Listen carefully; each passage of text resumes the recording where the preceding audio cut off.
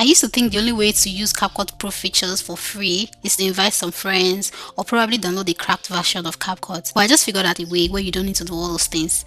You can definitely get your videos directly from CapCut without doing all of those things. It comes without watermark and your videos intact with the same quality at which you edited it with. If you follow these simple steps I'm about to show you, you no longer need to subscribe for CapCut Pro because this method always works. It has always been working for me. Now go straight to your CapCut app and let's say you are done editing a video. You've used all the pro features, you've used animations, you've used everything just like I did in this video. Even the templates for the captions, none of those are for free. So now if I try to export directly, you'll notice that it will tell me that I have a lot of pro features on my video, meaning I have to subscribe in order to export. Now that is where this method comes in. Now what you're going to do is to go back to those videos and highlight all of them. I used Ctrl A to select all of them. After highlighting it, you're going to right click and hit compound clip, which means you are merging all of these into one. Now after creating a compound clip, you click on it and go over to the right side of the panel and click on video.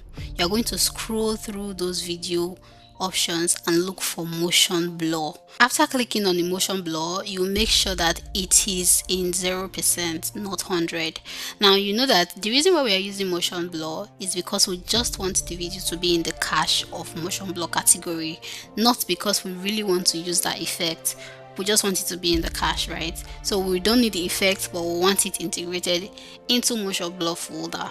So you are going to use 0%. After doing this, you're going to wait for it to process. The time it takes to process depends on how long your video is. Leaving CapCut now to go back to the home page of your PC. Now you look for the icon of CapCut and just right click and click on open file location. What you are going to do is to check out CapCut files itself.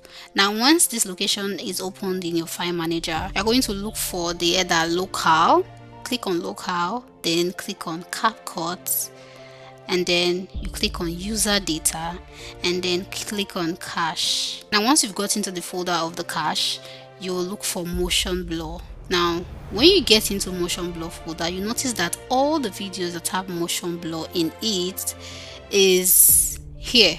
So you can literally get your videos here. So you just copy and test out your video to see whether it's the same with what you did. Now you can see that it is the same with what we edited before. All the features are intact, all the animations, everything we used for the video is intact. So all we just have to do here is to copy it and take it to whatever folder that we want to use the video in.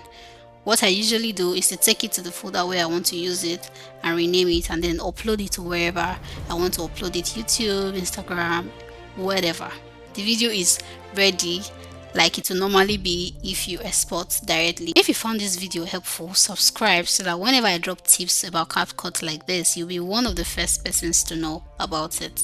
And by the way, I created a playlist specially for people that use CapCut. You can see all the CapCut tutorials on this playlist.